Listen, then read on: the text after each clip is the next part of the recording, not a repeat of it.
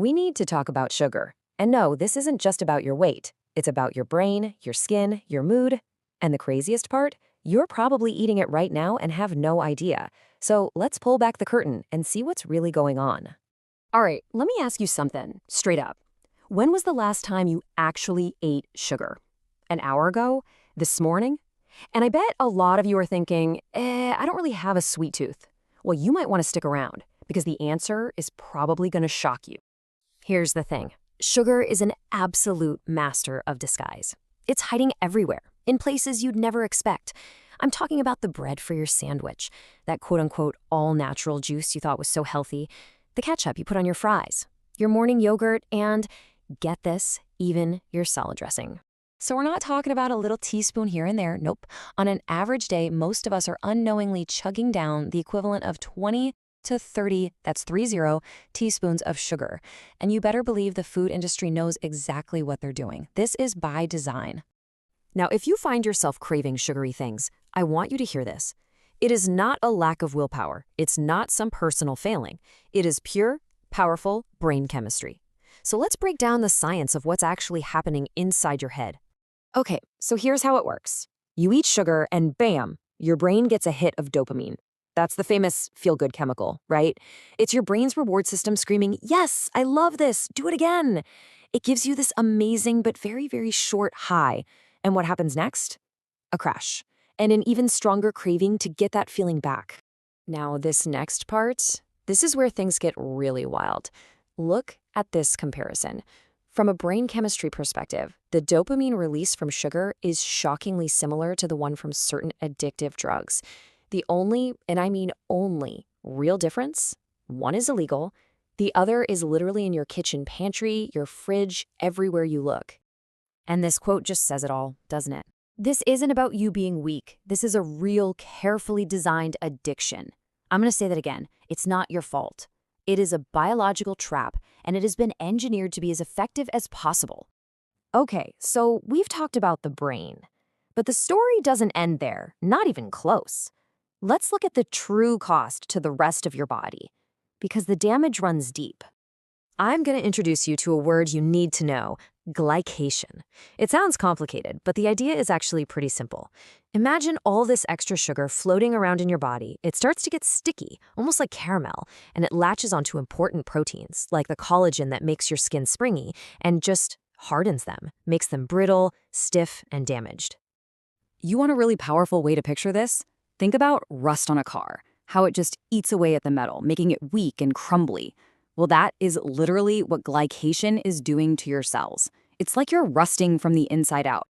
And this internal rust isn't invisible. Oh no, it shows up on the outside. We're talking premature wrinkles, skin that just looks dull and tired, achy joints that make you feel older than you are.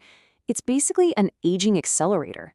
And no fancy skin cream in the world can fix damage that's happening deep inside your body. Now let's talk about something that almost nobody connects to sugar: your mood. If you're dealing with anxiety that seems to come out of nowhere, or mood swings that feel totally random, the problem might not be in your head. It could literally be on your plate. That constant up and down roller coaster of blood sugar just wreaks havoc on your hormones. Okay, I know what you're thinking. This is the big question, right? What about the natural stuff, like honey, maple syrup, a big bowl of fruit? Everybody thinks because it's natural, it gets a free pass. Well, let's bust that myth right now. Here is the simple, hard truth. Your body doesn't really care where the sugar came from. To your internal organs, a sugar molecule is a sugar molecule. Sure, the fruit has fiber and vitamins, and that's great, but a huge hit of sugar is still a huge hit of sugar. That damage process we just talked about, that glycation, it's exactly the same. Natural is not a license to go crazy. And all of this constant flood of sugar, leads to the big one: insulin resistance. Think of it like this. Insulin is the key that unlocks your cells to let sugar in for energy. But if you're constantly hammering on the door with sugar, eventually the cells just stop answering. They get tired of the noise. They become resistant. And that is the doorway to chronic fatigue, weight gain that won't budge, and type 2 diabetes. Okay, I know that was a lot of pretty bad news. It sounds pretty overwhelming, but here is the most important part. You are absolutely not powerless in this. It is 100% possible to take back control, and it's way simpler than you think. Let's get into the action plan. Here we go. 5 simple, totally doable steps. First, become an ingredient detective. Forget calories for a second and look for words ending in O's, like sucrose, dextrose, fructose. That's all just code for sugar. Step 2, and this is a big one, stop drinking your sugar. Soda, juice, sweet coffees. They're the fastest way to overload your system. 3, make sure there's protein with every meal. It's like a brake pedal for sugar. It just slows everything down. 4, this one's so easy. Just walk for 10 minutes after a meal. It works like magic for your blood sugar levels, seriously. And finally, number 5, the 80-20 rule. Be mindful 80% of the time. The other 20%, live your life. Perfection isn't the goal, consistency is.